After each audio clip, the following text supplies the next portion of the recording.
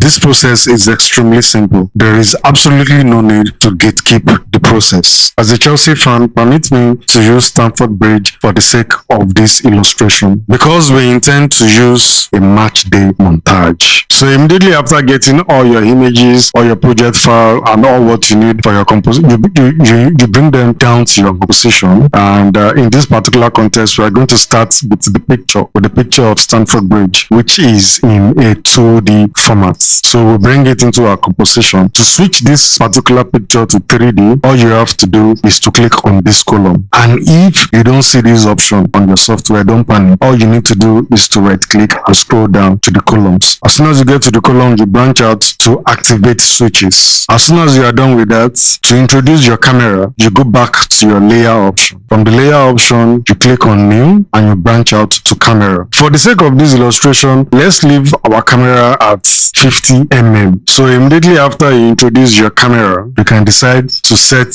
any form of keyframe you want, the camera movement, adjust the aperture, adjust the focus distance to your taste. And as soon as you are done with that, you can now introduce your images and text back into the frame.